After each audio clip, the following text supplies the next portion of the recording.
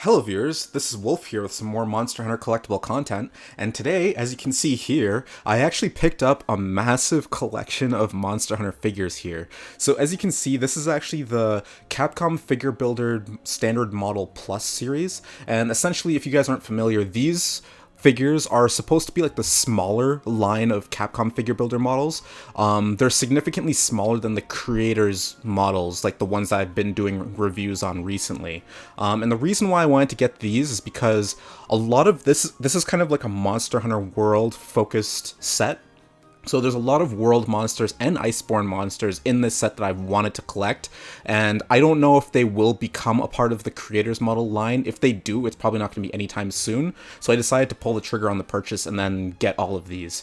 So as you can see here, this is set 12 through 16 here. This is a lot of models. I think each box is a set of 6, if I'm not mistaken. And yeah, I believe from 12 to 13, I believe these are just Monster Hunter World monsters, and then from 14 all the way to 16, these are all Iceborne monsters. So in this video here, I'm actually going to keep it focused to Volume 12, so I'm going to do an unboxing and review of the set of 6 in Volume 12, and then I'll cover the other boxes in future videos. So I guess we'll just clear a lot of these off the table here. I'll get 6 here, and then deal with these later. So we're going to be starting with Monster Hunter World, of course. So, of course, with this box here, I do kind of like how each box is, differently colored from each one. But, of course, this one, the monster highlighting the cover of this box is, of course, Xeno'jiiva, the first major boss monster, I guess you could say, before Kulve Taroth. So, I guess we'll just open this up. So, open it from the side here. And we'll take a look at what we have inside. And these boxes were actually a lot smaller than I was expecting them to be. I thought these models, like, I knew they were going to be small, but I didn't think they were going to be this small. But that's interesting, because it actually makes it so that my collection, I don't have to worry about them taking up too much space in my whole Monster Hunter setup that I have. So, alright. There we go. Okay, so the box is open now, and as you can see here, there is our set of 6. So, I'm just going to open them one by one, and then see what we get. So, here's the first one, and yeah, these models are really small. These are very, very small. This box is like the size of my hand, pretty much. Like, these are tiny. But anyways, getting on to the models here. So let's unbox this. Let's see what we have. So for the first one... Oh, so the first one we have Kirin. So I'll just open this up. And yeah, of course, each one of these models comes with their own stand. I'll probably set them up on the stand a little bit later, but let's just take a look at Kirin here. So, just as the camera focuses, there we go. So, the model is looking really nice. Of course, there's not really the same level of quality as there is on the Creators Model series.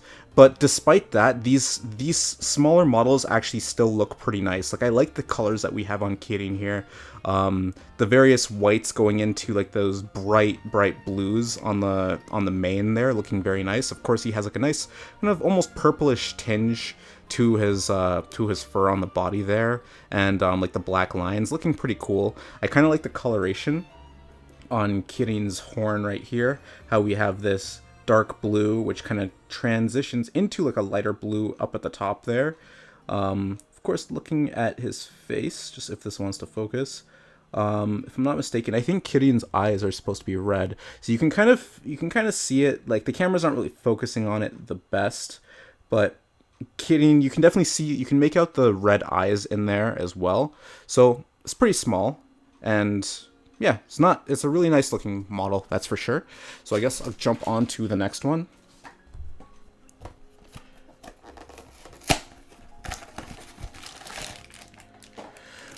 Okay, so the next one we have Devil Joe.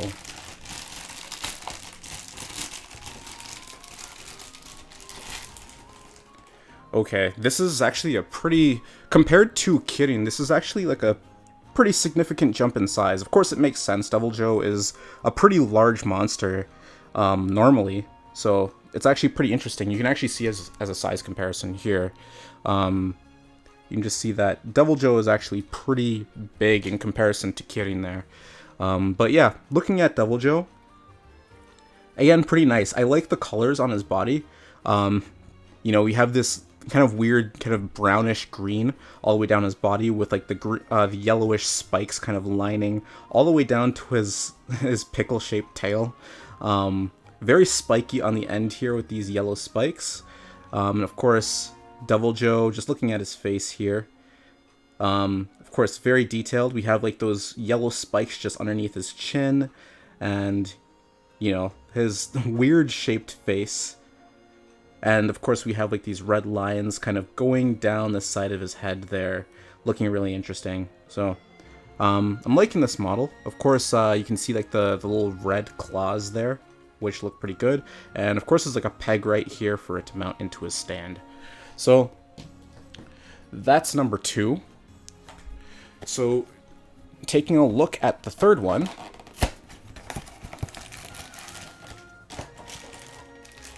so the third one here, whoa, this one has a detachable wing. That's weird. This doesn't look like this is supposed to be for this monster. Yeah, it's not for this monster. I wonder if that's supposed to be for Xeno'jiiva. Alright, so the next one we have here is Basil Juice. So this one actually comes with a detachable wing. So we have the wing here, and over here we have Basil Juice. So again, this one's looking pretty nice. Pretty interesting that the wings come detached. I guess for them to kind of save space inside the packaging. But yeah, so you just mount the wing in here. You can see that there's a little indent right there on the side of his head there. So you just want to mount that in. And there we go. Mounts in pretty easily.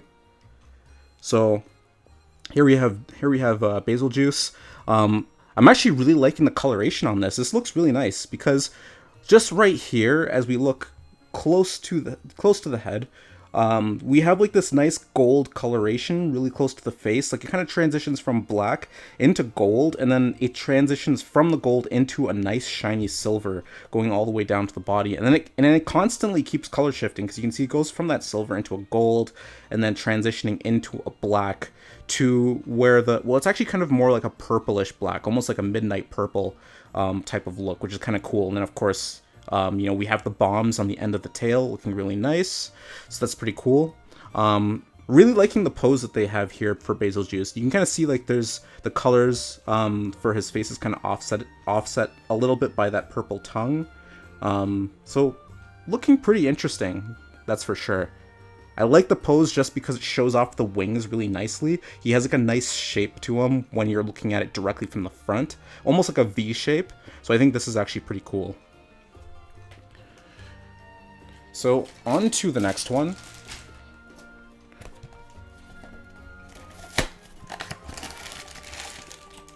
So the next monster we're going to take a look at here is Uragon. So here we go, taking a look at Uragon. So this is a monster that I've never really liked ever since 3U. I've always thought this monster was kind of boring. I'm not really that excited about his model, to be quite honest. The coloration is kind of cool. Like I do like how he has kind of like a gold aesthetic going down his body, and then even on these sides here, like right on his hind legs, you can see like these kind of gold spots here on his body, especially with like the little parts that are jutting out of his body as well too. There's a little bit of red here on the very end of his tail, some red spots here on like the heavy sections here, and then yeah, you can just see up here all of these sections with the gold and the black in between them, looking pretty interesting. And then of course his rocky chin. You can actually make out his eye color here, which is kind of interesting. You see he has like almost like a purplish, like almost like purple eyes, which is kind of interesting there. And then yeah, you can see a little bit of his mouth down there as well too. So that's pretty much Uragon. there. So now on to this one, the second to last. So now we're going to take a look at the one that I was looking forward to the most. So now we have Xeno Jiva. So just taking a look at the packaging, you can actually see Xeno Jiva is actually separated in multiple parts here. Of course, there's the stand, but we have the two wings are detached, and then Xeno Jiva's body right there. So the one thing that I thought was interesting that they showed earlier was that this actually came out of Basil Juice's box. These clear wings, which I thought was kind of weird. Why was that in Basil Juice's box? But of course we have like a clear tail here as well too. So I'm guessing you can maybe swap out certain parts for Xeno Jiva. I guess we'll see. So we'll just take this out of the packaging real quick.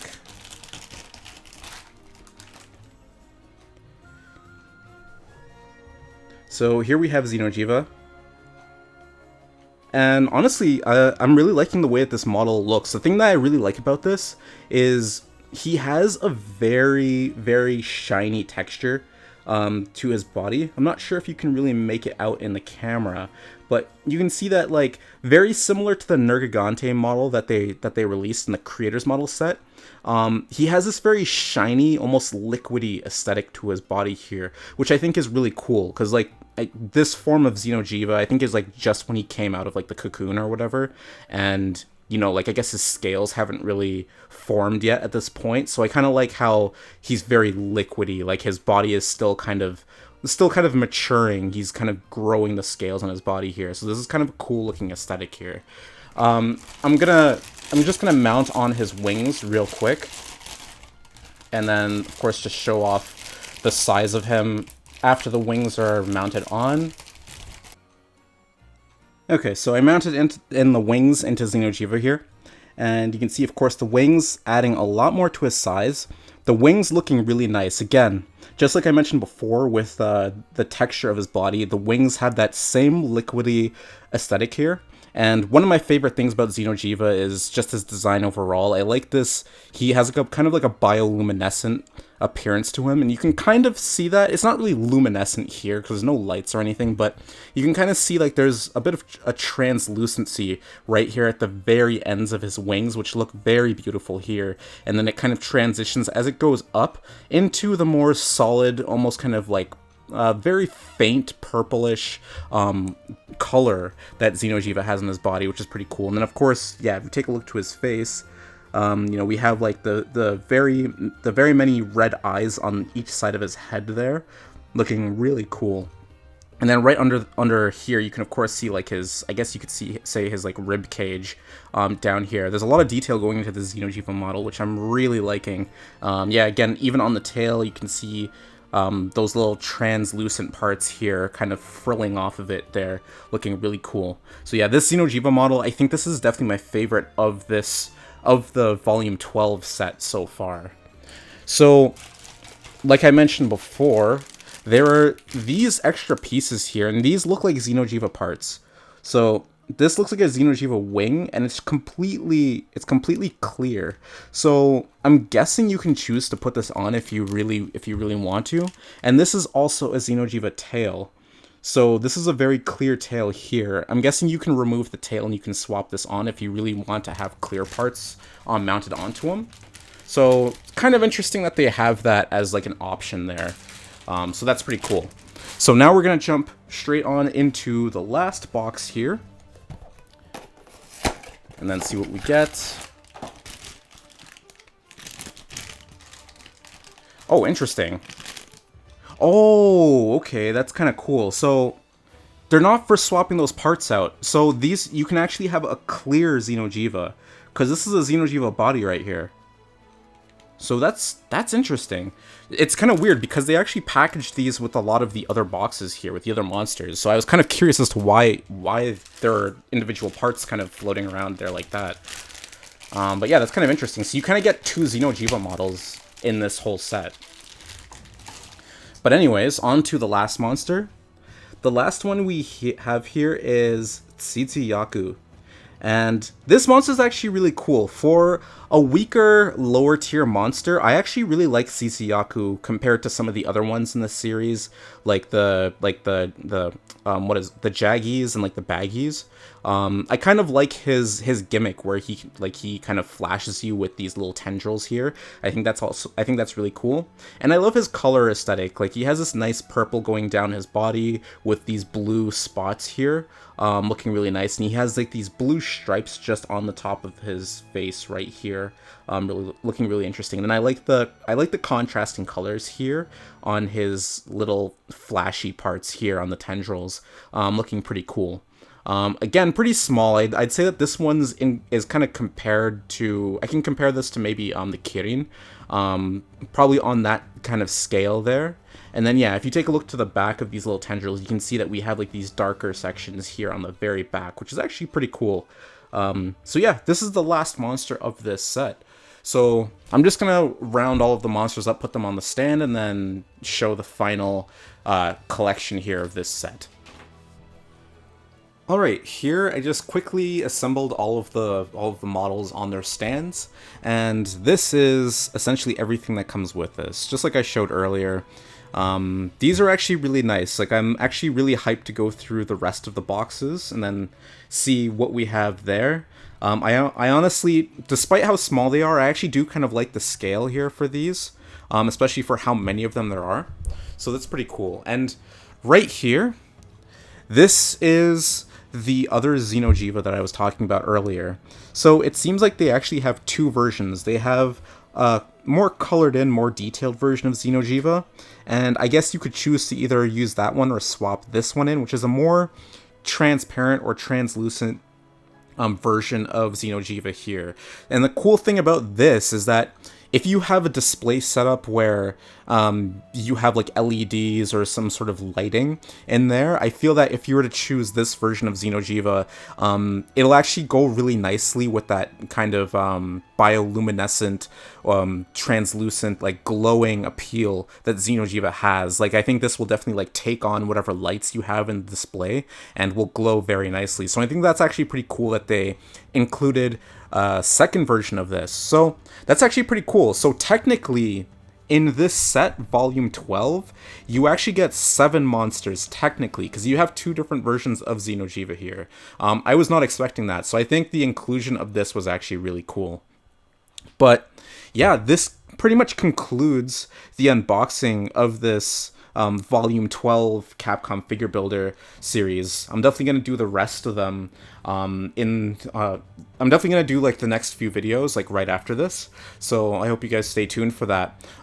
There's of course going to be a Volume 17 coming out, I think in October, which is going to have like some other monsters like Namiel, Acidic Glavenus, and Zinogre, and I'm really excited for that pack, mainly because of those 3 monsters. And there's of course another one coming out in December, which is going to have like other monsters like a Dogoron and like Legiana and stuff like that. So definitely a lot of really interesting stuff to look forward to for this smaller version of the Figure Builder line.